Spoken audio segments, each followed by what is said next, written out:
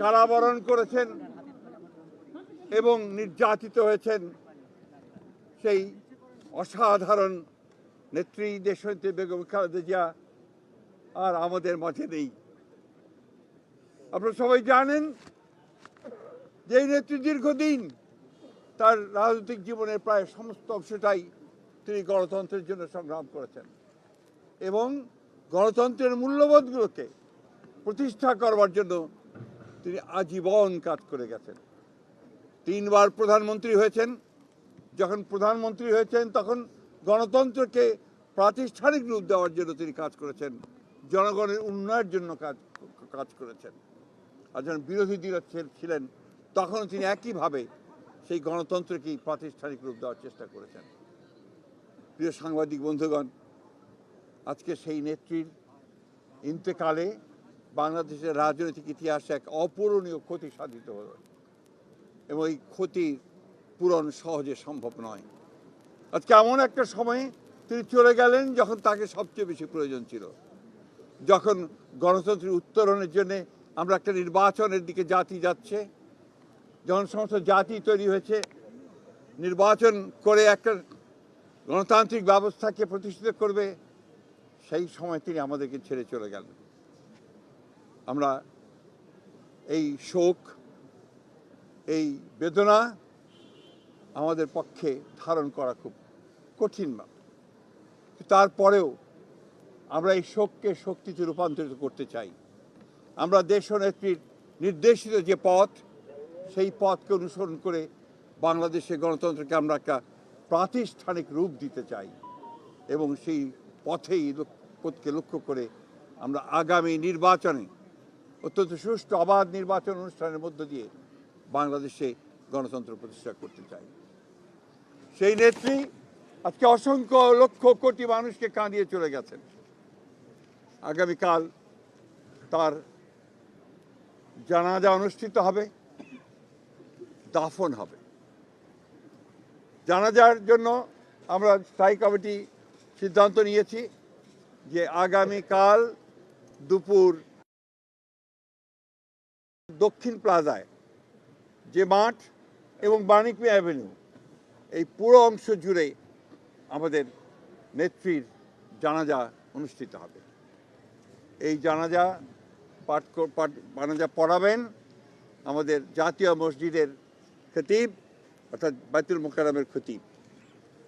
আর এই জানাজায় যে সঞ্চালন করবেন, পুরো বিষয়টাকে যিনি সঞ্চালন করবেন, তিনি হচ্ছে আমাদের জাতীয় স্থায়ী কমিটির সদস্য জনাব নজরুল ইসলাম খান। এরপরে আমাদের স্বাধীনতার ঘোষক, বহুদলীয় গণতন্ত্রের প্রবর্তক, বাংলাদেশের আরেক কিংবদন্তির নেতা, যাকে রাখাল রাজা বলে এই দেশের মানুষ, তার মাজারে, তারই পাশে আমাদের এই মহান নেত্রীকে সমাধিস্থ করা হবে, দাফন করা হবে। আমরা সবাই অত্যন্ত শৃঙ্খলার সঙ্গে এই জানাজায় অংশগ্রহণ করব এবং যে শৃঙ্খলার মধ্যে কথা বলা হবে, আমি বাংলাদেশের সকল স্তরের মানুষের কাছে অনুরোধ জানাবো, আপনারা সেই শৃঙ্খলা মেনে অত্যন্ত সুশৃঙ্খলভাবে জানাজা পড়বেন এবং তারপরে তাকে দাফনের অংশগ্রহণ করবে, যাদের দায়িত্ব তারাই অংশগ্রহণ করবেন। অনুরোধ থাকবে আপনাদের কাছে যে আপনারা কেউ এই নিয়ম ভঙ্গ করে শুধুমাত্র ছবি তোলার জন্য সামনের দিকে এগিয়ে যাবেন না এবং ব্যাহত করবেন না এই পুরো কর্মসূচিকে। আপনাদের আমরা বিশ্বাস করি দেশনেত্রীর প্রতি আপনাদের যে সম্মান, যে শ্রদ্ধা, সেটাকে অটুট রাখার জন্য আপনারা সেই শৃঙ্খলা রক্ষা করবেন এবং সর্বাত্মকভাবে সহযোগিতা করবেন এই জানাজা এবং দাফন কার্য সুচারুরূপে সমাধান করতে। সব শেষে আবারও পরম করুণাময় আল্লাহ তাআলার কাছে এই দোয়া চাই যে আল্লাহ তাআলা তাকে যেন বেহেশত নসিব করেন।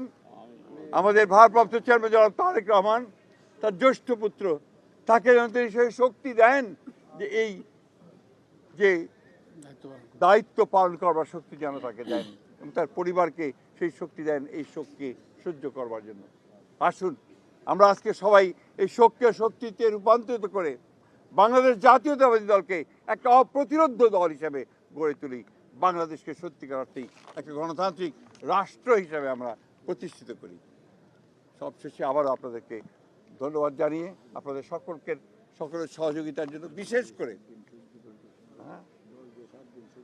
এবং আপনারা জানেন যে ইতিমধ্যেই সরকারের তরফ থেকে 3 দিন শোক দিবস ঘোষণা করা হয়েছে, আগামীকাল ছুটি ঘোষণা করা হয়েছে এবং আপনারা ইতিমধ্যে জানেন যে প্রধান উপদেষ্টা তিনি বাণী দিয়ে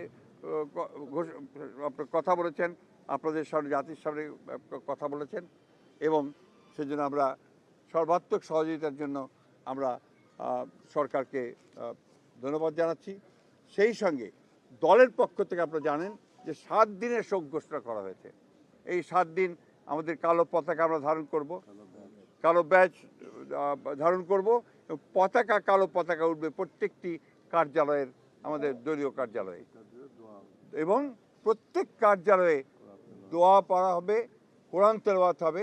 এই বিষয়গুলো আপনারা সবাই পালন করবেন।